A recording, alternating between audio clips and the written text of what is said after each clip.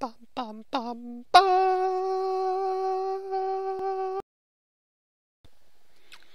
Hello everyone, welcome back to the NomNomBros.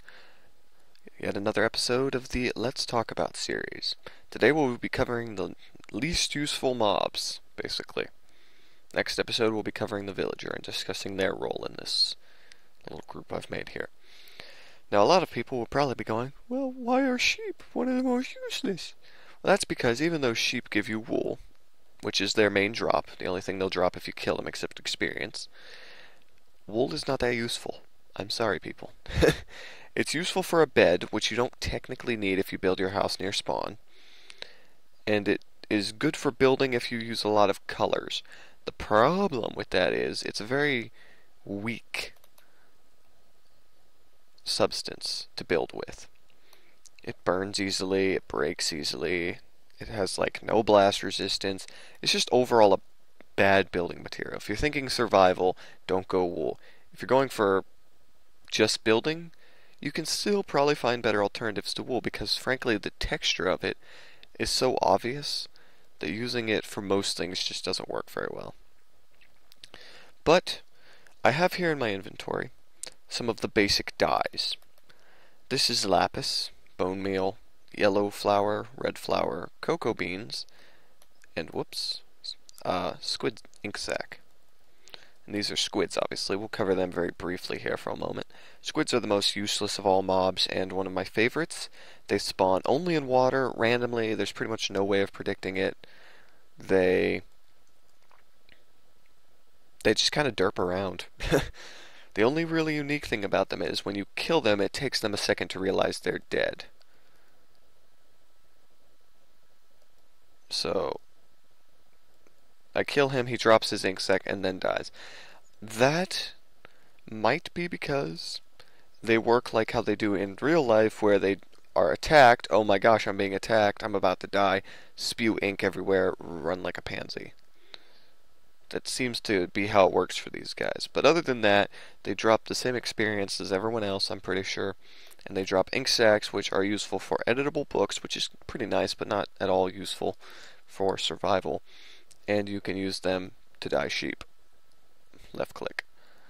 Cocoa beans, same thing. Lapis, the same thing. Yellow flour, red flour. And then bone meal makes white. So that's sheep. As of right now, I don't believe either of these guys have been changed at all for the 1.4 update as of this video, which is being recorded 9/18/012. That's right, I said 012. Shuck it. These two remain identical to how they are. However, some interesting things to note. Notice this grass. If the sheep are living where there is this grass available, when they go to eat to replenish their wool, they will actually eat this grass before they go to the grass blocks themselves. Which means I can fill this pen completely with nothing but grass blocks, right? Well, I can't at the moment because there's that dirt in there. But if I fill this entirely with grass blocks, they will, when they eat the grass blocks. I'll see if I can demonstrate this. No promises.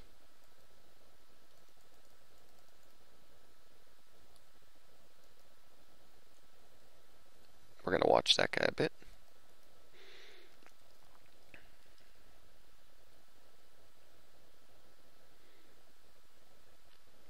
They don't seem to want to eat now.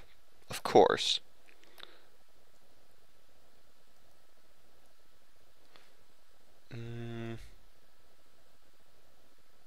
Well, somebody eat. Oh.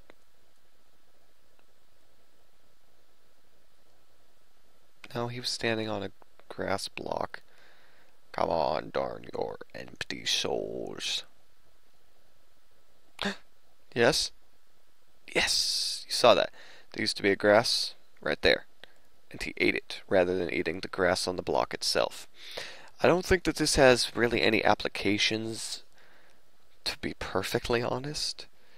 But I suppose that if you're one of those people who absolutely hates the color of dirt, you can fill the grass area with, this stuff and live a happy life knowing that the grass blocks will be fine.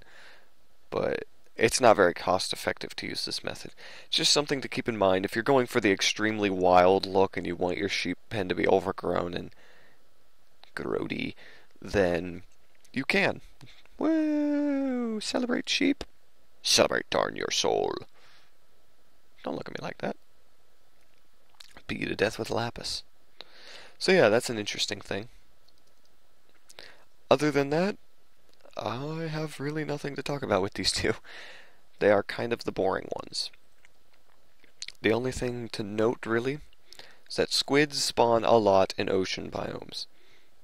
So if you want to get a lot of ink sacs, go there. There's really no way of farming them.